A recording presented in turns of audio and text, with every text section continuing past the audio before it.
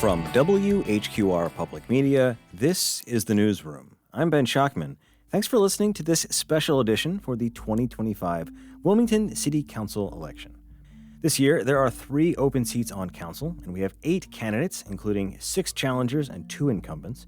We also have 3 candidates for mayor, including our incumbent mayor. While the city council race is technically nonpartisan, the local Democratic and Republican parties do play a role in supporting candidates. For city council, we have 4 Republican candidates and 4 Democratic candidates. Although the County Democratic Party implemented a straw poll to narrow its support to 3 of those candidates, and 1 of the 2 Democrats running for mayor. And we'll have more information about all of that on the show page.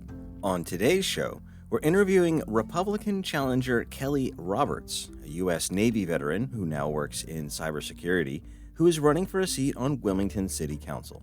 We'll ask him a host of questions drawn from listeners and readers and our Community Agenda program. All right, well, Kelly Roberts, candidate for Wilmington City Council, thank you very much for being here today. Thank you for having me. So before we get into policy questions, I want to give people a chance to get to know you a little bit. So tell us a little about who you are, what you do, all that good stuff. So I'm a senior cybersecurity engineer for CDW. I live downtown, concerned citizen, and eventually the things I was seeing downtown made me kind of want to run for office. As I dug into the depths of the budget and things that looked like they needed help, I figured the city could really use me, so I decided to run. All right. And what party, if any, are you affiliated with and why?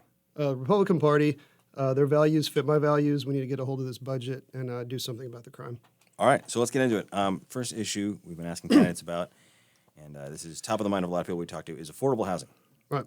So I'm curious how you think about this issue, what role you think, if any, the city should have here. Well, it's no secret that the housing price is going up. We live in a beach community. People are working online. People are moving here. So it's not getting any better, especially for teachers, police officers, things like that. Affordable housing is going to make sure that none of that goes over 30% of their total budget, right? That's the idea.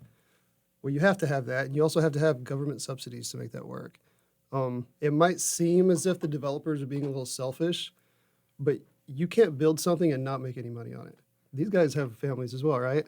So I do believe in the government subsidizing that different various ways, but there's a couple different ways for that as well. So, I mean, I know some people feel like they object to the government sort of directly using taxpayer money, and some people feel like it's an important part of economic development. So you're on the side of, if that's what it takes to make this project pencil out, then.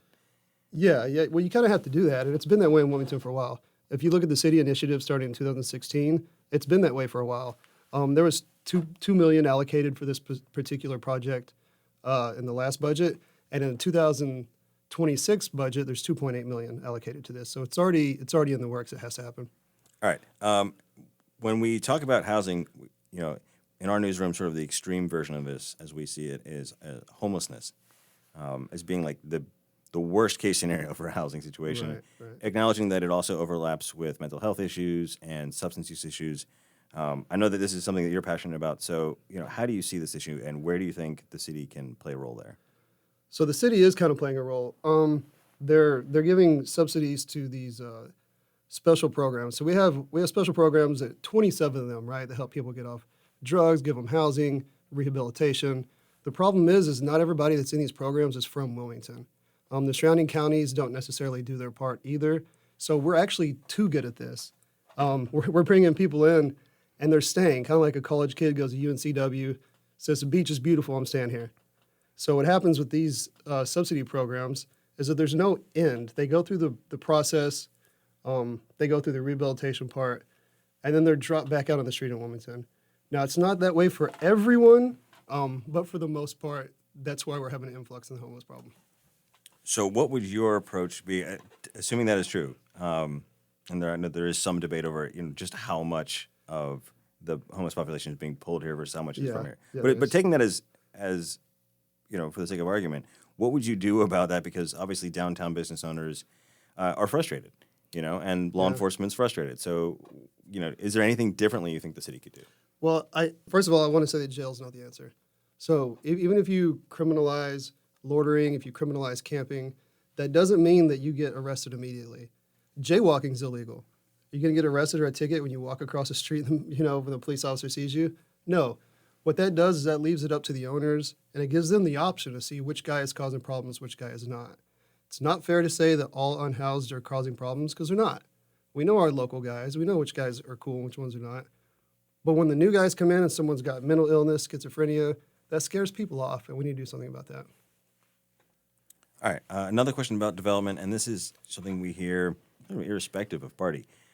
Every time we see a larger multifamily development, especially large apartment complexes, we hear pushback from neighbors saying, the pace of development in Wilmington or this region in general is out of control. It is. So, how do you see the city's approach there? Given that there's some things builders can do by right, there is some demand for more housing, but obviously some people are very upset with that. Yeah. So I guess it depends if you want walkability. So if you want people to have a healthy lifestyle, if you want to cut down on traffic, then you need to put these affordable housing units or even just apartment complexes. Say you have, apartment with 1,000 units in it. You need to put that close to downtown so it doesn't make traffic worse. Well, not everybody agrees with that either. So I don't think you should put it on market where it makes the traffic even worse than it is already. So what we've done is we've built a highway system that goes around, loops. There's infrastructure for large apartment complexes a little bit outside of the city. And that's what I would suggest. It's going to bring businesses to that community as well. One follow-up question we've had for most of the candidates talking about this is some people have suggested that downtown, maybe not right on market, but downtown in general could absorb and support more density. There are also some people who feel like, they're not maybe emotionally ready for a different skyline in downtown Wilmington. Do you feel like Wilmington has hit the point where it is big enough to start seeing that kind of taller building downtown? Well, the infrastructure that we have cannot handle the influx of more people. The only way that you're going to build a building like that has to be downtown. You can't put that on Market and College up there. It's just not going to work. That's going to create more traffic, more havoc. People will be at stoplights for 30 minutes. I could argue that's the only place to build it. So last question about development, and that is something we hear from folks quite frequently. They're frustrated with depletion of the city's green space. And you could take that to mean everything from just the tree canopy lining the street all the way up to large multi-acre parks. So what role do you think the city could or should play in protecting or creating more green space? Well, the trees in Wilmington are a little bit different than the trees in most places. These are hundreds and hundreds of years old. You've got to preserve those trees. So first of all, keep that. Secondly, green space in every city is necessary. Throughout the United States, I think 28 million children don't have access to a park within 10-minute walking. I've seen Pittsburgh adopt a policy, Atlanta adopt a policy where they're going to make sure that every child and in person has a park within a 10-minute walk. It increases mental health, it decreases health issues, and it helps with temperature. Temperature is a thing. Lastly, we're talking about water runoff, preserving, the waterways that's going to go right into the river. The more parks we have, the less that happens. So it's good for the environment as well. And that's something you feel like, taxpayer money would be well spent on? Absolutely. That's what taxpayer money is for. Right on. All right, I want to pivot a little bit and talk about economic development. So over the last, I'd say 20 years, I've seen a number of sort of direct city incentives, talking about the packages put together for PPD, Live Oak, National Gypsum, and then there's sort of softer touch approaches where, the city has brought in business leaders, trying to get them acquainted, maybe hope they'll fall in love with the Wilmington area and move or start a business here. And then there's also programs to help small business owners. So it's a big umbrella. There's a lot under it. I don't think that it's one or the other. I think you do both. Sure. What would your approach be as broadly as you want to? Well, I'm from Texas, so people are going to love or hate this answer. Okay. I think you bring in business and you don't tax them.